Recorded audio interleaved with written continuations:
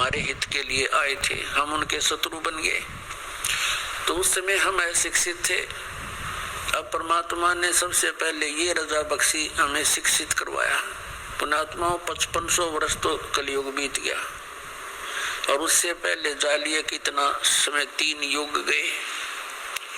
केवल एक ब्राह्मण वर्ग ही शिक्षा का अधिकारी था और कोई शिक्षा नहीं ग्रहण करता था, क्योंकि यह शिक्षा अच्छी नहीं है, यह बेईमान बनाती है प्राणी को। ये पाप करने से फिर हिचकता नहीं है व्यक्ति। यह शिक्षा गई ब्राह्मण समाज में। इस शिक्षा को इन्होंने रोजी रोटी का धंधा ही बना लिया और पाप के भागी बनने लगे।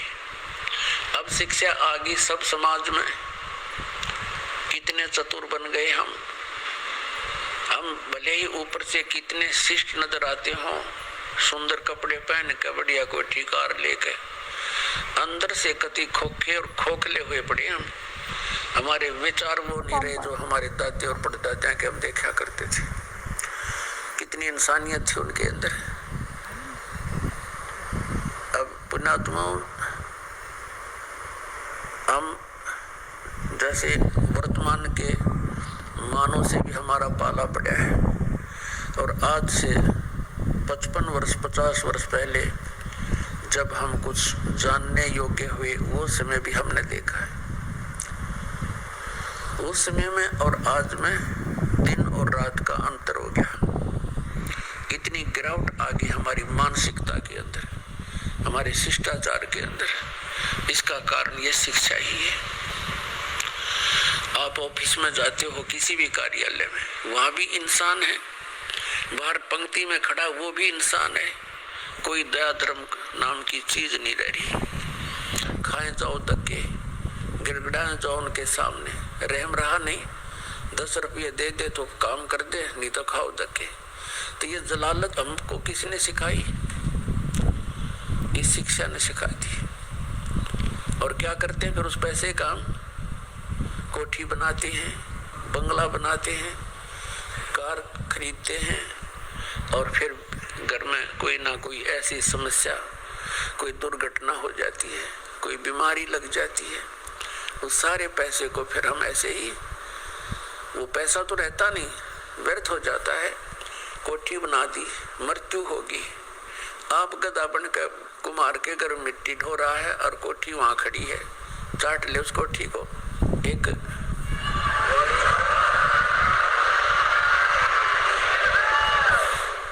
तो पुण्यात्माओं, इस ज्ञान से हम इस माया से वापस होंगे, क्योंकि ये माया दुश्मन है हमारी। और इस माया का हम प्रयोग कहाँ करते हैं? हमने परंपराएं गलत बना ली। विवाह करते समय पूरा ड्रामा कर बैठते हैं। पता नहीं किस किस प्रकार से हम अपने इन क्रियाओं को जो एक सिंपल वे से करनी चाहिए थी, हम ड्रामा बना रहे हैं। विवाह करते हैं, लड़के वाला खुशी मनाते हैं, लड़की का विवाह होता है, डीजे बजते हैं। अरे ब्याह 2 बच्चों का होना है और परमात्मा ने कर रखा होता है, क्योंकि संयोग भगवान ही जोड़ के भेजता है, जीव नहीं जोड़ सकता, या भूल है इसकी। तो अपने सिंपल से वैसे ब्याह करे, बच्चों का नाता ही तो जोड़ना है, वचन से जुड़ता है। ठीक है भी हमारे आपका बेटा पसंद है, वो कहते भी हमारे आपकी लड़की पसंद है, दोनों बच्चों का विवाह मंजूर हुआ ना, हो गया ब्याह। और इसमें क्या देर लगे थी? अब हमने देखा,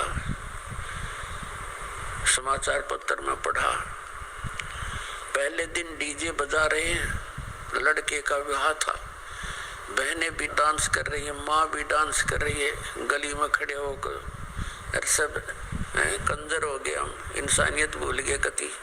अगले दिन क्या होता है कि विवाह के लिए जा रही थी बारात, रास्ते में दुल्हे वाली कार टकरा गई, एक ट्रेन लेते हैं, दूल्हा मर गया, साथ में और बैठे थे 6-7, वो मर गए। पहले दिन तो खुशी मना रहे थे, अगले दिन टक्कर मार कर रो रहे हैं। तो इस काल के लोक में और हम बकवाद करें,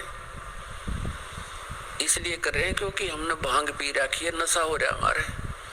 नशा उतर जाएगा जब ये चीज आपने ऐसी दुश्मन दिखाई देंगी जो ड्रामा हम करते हैं।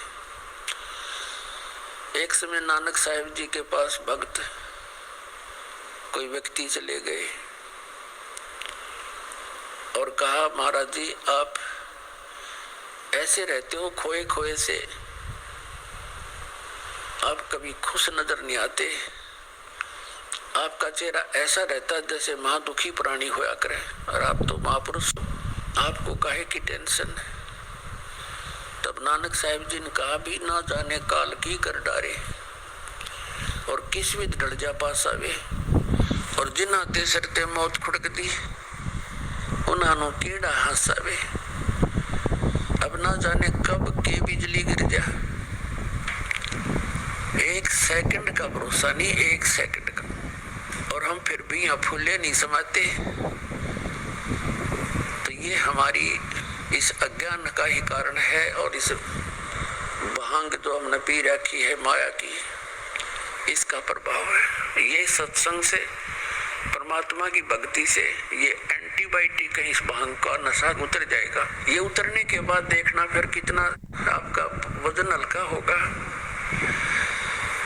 आपकी रुचि नहीं रहेगी कितने सांग सिनेमा देखने की। आप ना सोचोगे क्यों समय बर्बाद किया, या तो मालिक की चर्चा चलेगी, या सत्संग सुनने दिल करेगा, या फिर अपनी सुबह शाम दोपहर की क्रियाएं, और फिर मंत्र दिन में इतना बिजी शेड्यूल हो जाएगा आपका, बकवाद करने का समय कौन मिला है। और कभी समय मिलेगा तो रुचि नहीं बन सकती है, क्योंकि आत्मा स्वीकार करे नहीं, बहुत दिन हो गए इसलिए बकवाद करती है, इसका कुछ भी हाथ नहीं लगा। तो पुण्यात्मा, हमने अपने सिर पर आप वजन घना रख लिया है। सबसे पहले तो हमने इस विवाह के ऊपर खर्चा कतिबंद करना पड़ेगा। फिर हम कोठियां बनाते हैं, सिंपल मकान बनाओ, ठीक है, जिसके पास दो पैसे हैं वो भी अपना हिसाब का ही मकान बनावे, लोग दिखावा नहीं करे। तो उसमें हमें भक्ति में ज्यादा समय मिलेगा, हमारी टेंशन खत्म होगी। अब जैसे हम त्योहार मनाते हैं, अब जब तक ज्ञान नहीं था तब तक हम कुछ भी मना लेते, अब ज्ञान हो गया कति रुचि नहीं बनती। एक व्यक्ति ने नाम लिया और बहुत दुखी परिवार सारा, और उनसे बताया भी ऐसे ऐसे ये नहीं करना, ये त्योहार वगैरह तुम जो मनाते हो ये नहीं मनाना। कैसे?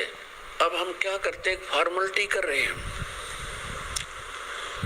कोई भी त्योहार आता है वो फॉर्मेलिटी बना ली कि इतने कपड़े और इतनी मिठाई, इतने सुहारी गुलगुले ये पहुंचाने, वो नून लेकर चल पड़े, वो नून लेकर चल पड़े, और वो कपड़े नए पड़े रहे, कोई पहनता नहीं। क्या फायदा हुआ? एक बच्चा होता है, 4 बुआ है उसके, चारों लाओगे जो